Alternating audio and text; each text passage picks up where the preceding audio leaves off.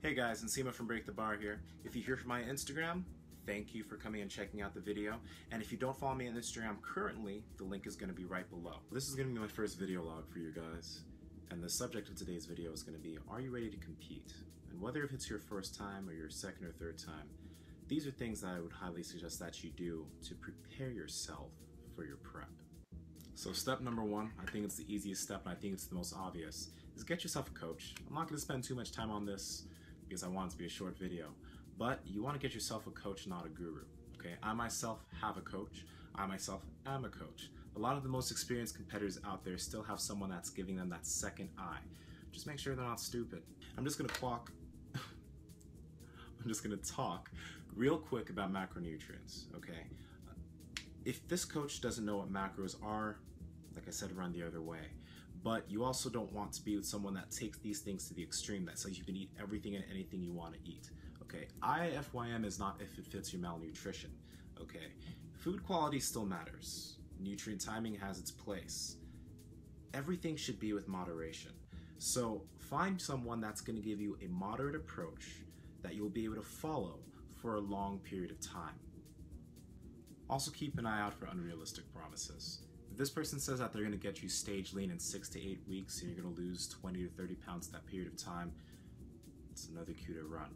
I could have you lose 20 pounds in a month. I could have you lose that weight fast. Doesn't mean it's good. If you're getting ready and this is your first time, remember that when you're getting lean, you want to keep as much lean body mass on your body as possible as you're losing that weight. So this is what I'm going to say. Go as far as giving yourself 20 weeks to prep for your first show. Yeah, 20 weeks. It may seem like a really long time, but let's say you get lean before you hit the stage. Awesome. They don't need to worry about trying to rush and do any type of crazy depletion before you get on stage. You'll be able to drink water and eat pizza backstage without a problem. You won't have to do any stupid depletion. So let's get on to number 2. Have some data. Now, if you're working with someone, or if you're about to work with someone, ideally, I would think that they're going to be tracking your weight, you're going to be tracking your macronutrients, they're going to be writing you workouts based on your work week or what you're able to do per week to make it long and sustainable. There are a few things that you might want to consider doing, okay? Number 1, track your macros right now. Even if you're not prepping with a coach, and let's say you don't even track macros up to this point, build the habit. Because the number 1 hard thing for anyone who's getting ready for a show is tracking their macros, especially if they've never done it before. So the one thing you want to start doing is go to iifym.com. Okay, they have a calculator there. I wouldn't say it's accurate for everyone, but it's a starting point. Input all the little things that they have you do there, find out what your macros are, start using that and start tracking yourself. See what your weight does. Below, I'm going to have a little spreadsheet that you can use for this if you actually want to start doing that. So tracking macros doesn't just make the process easy for yourself because you've built the habit, but it makes the process easier for the coach. Because then when they start you, they know what your weight has been doing with the kind of macros you've been eating, so they know where to start your protein, carbs, and fats.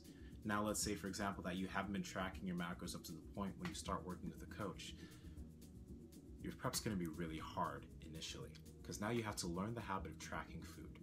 And if you've never done that before, you're going to make a lot of mistakes. You're not going to know how to do a lot of things. And secondly, your coach is going to have to make their most calculated guess on where your macros should be. And it's most likely going to be off by either a few hundred carbs, 50 something carbs, a few fats and protein. It's going to be off somehow. And then they're going to have to play even more of a guessing game of where you should be when you start. I shouldn't say guessing game, I should say best calculated guess, because they calculate where your macros should be. But please do this for your sake and for mine and for whoever your coach is. Get into the habit of tracking your macros. When you start, it's hard. When you keep going for a while, it's easy. I would also say the second most important data that you want to have is your workout history. When I say workout history, I mean, have you been injured before? How many times a week do you work out consistently? And the workout history actually goes in concordance with your macros. If you're working out 4 times a week and eating this much food per day, and let's say that, for example, you're losing weight. Let's say that this coach now has you on a 5-day plan. Well, what are they going to do since you've already been tracking their macros? They know to increase your food, okay, so you don't lose weight too fast, but you're still losing at a good pace. See, so it all goes together. So whatever split you may be doing, if it's something from bodybuilding.com or something you made yourself, have that for the coach just so they know what has your expenditure been and how much have you been eating with that expenditure. It makes their job much easier. And also, I would say have some workouts that you really enjoy. For example, I love squats. All right, I'm squatting. Berto had me squatting 4 times a week at one point in my prep and front squatting once. So I was doing squats 5 days a week. But if you're not a person that likes squats, there's no reason that you need to do squats. So if there are workouts that you don't enjoy, let them know that. If you don't like to deadlift, don't deadlift. Leg press, hamstring curl. Do what you enjoy, because if this prep is going to be 20 to 25 weeks, you're going to have to enjoy your workouts to keep going. And I think I already mentioned this lightly in the first part of the data that you should have, but weight fluctuation, okay? You kind of want to have an idea of how your weight fluctuates when you're eating a certain amount of food. For some people in their schedules, it's just too stressful to weigh themselves every single day in the morning. For some people, it's just a psychological battle of not wanting to get on the scale every day. So if you don't want to weigh yourself every day in the morning, weigh yourself every 3 days. It's really good to know what your weight does with the amount of food you're eating. The scale is not God. So if you're gaining a few pounds, don't think you're gaining only body fat, all right?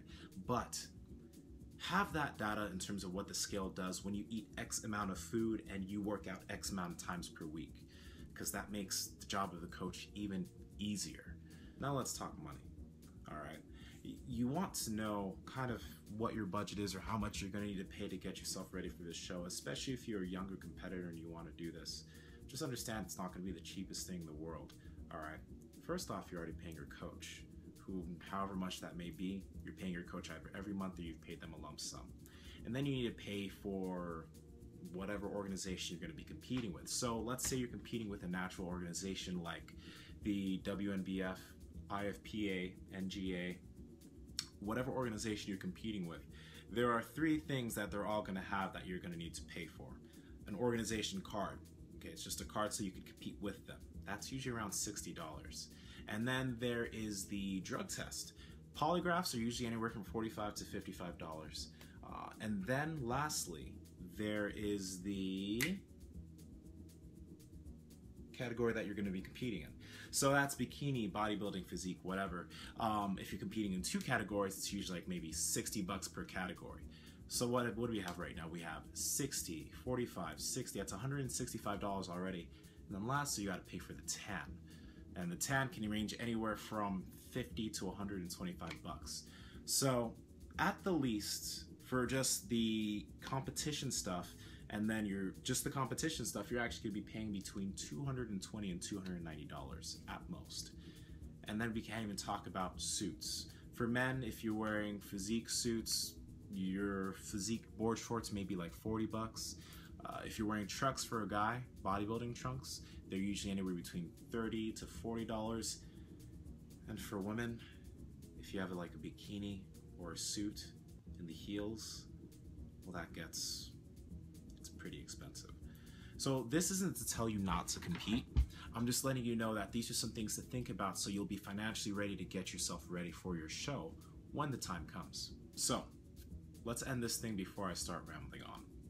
Number 1, get yourself a coach. Ideally someone that takes an evidence-based approach, that's smart, that knows what a macronutrient is, protein versus a carb versus a fat, that doesn't give you unrealistic promises.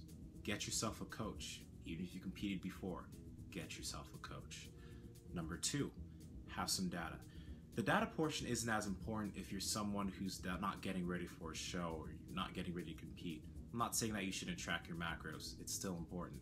But if you want to get ready for a show and you already have an evidence-based coach who's going to be setting macronutrient goals for you, start tracking your macros.